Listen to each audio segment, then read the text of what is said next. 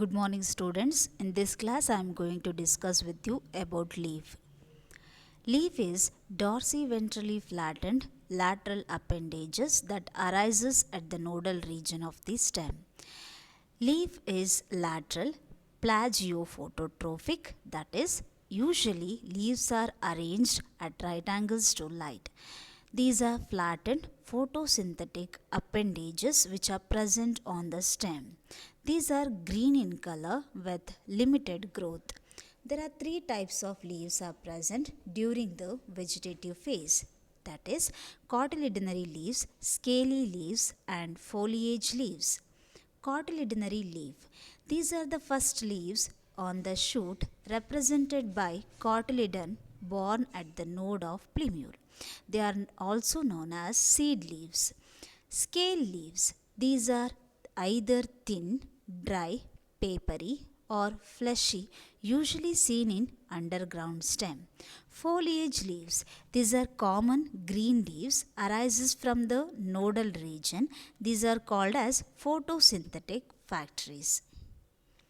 Functions of leaves.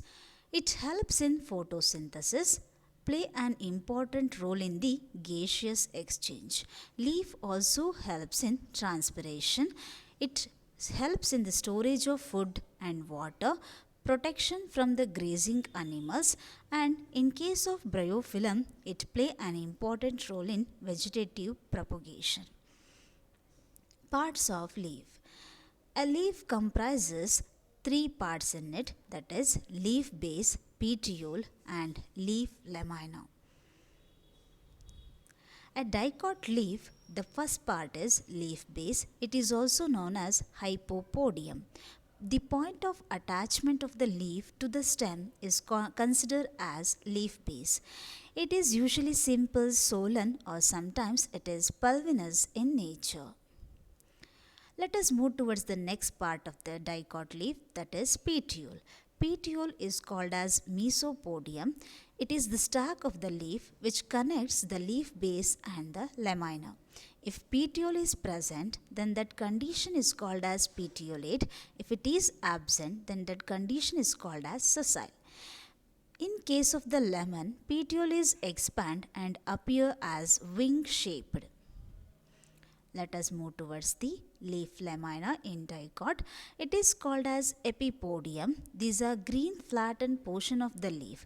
It is having the two faces, that is ventral and dorsal face. Hence the leaves are considered as dorsiventrally flattened structure. Leaf is having the tip called as leaf apex, having the margin called as the leaf margin. Lamina bears the central vein called as the midrib or costa, which produces the lateral veins. The next part of the leaf is stipule. Stipules are thin, scaly, two green outgrowths which are produced laterally at the base of the petiole, which helps in the protection of axillary buds. If the stipule is present, then that condition is called as stipulate. If the stipule is absent, then the condition is called as exstipulate. Stipules are classified into three types, that is caducous in condition, deciduous in nature and persistent. Caducous is the condition where stipules are shed off early. Deciduous is the condition where stipules are remains for one season. Persistent is the condition where the stipules are remains throughout the lifetime. Let us move towards the next topic, that is the venation. Arrangement of veins and veinlets in the leaf lamina is called as venation. There are two types of venation, that is reticulate venation and parallel venation. Reticulate venation, that is network like veins and veinlets are present as seen in case of dicot, is called as reticulate venation.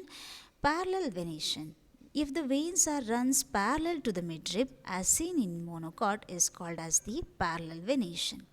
Reticulate venation is further classified into two types, that is unicostate reticulate venation and multicostate reticulate venation. Unicostate reticulate venation is the condition in which only one costa is present. Multicostate reticulate venation is the condition in which many costa is present. Multicosted reticulate venation is classified into two types, that is convergent and divergent. If the costa is moving towards a point, then it is called as convergent. If a costa is moving towards many points, then it is called as divergent condition. In the similar way, parallel venation is also classified into two types, that is unicosted parallel venation and multicosted parallel venation. Multicosted parallel venation is further classified into convergent and divergent.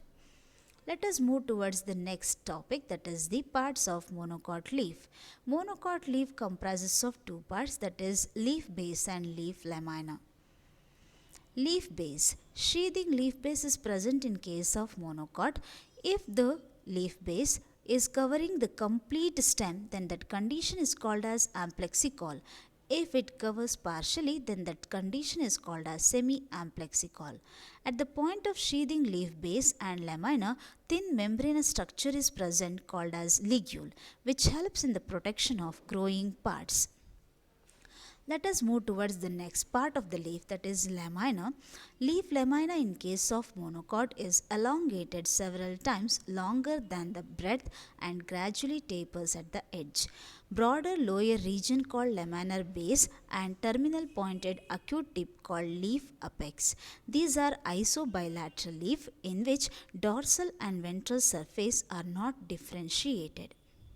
Thank you.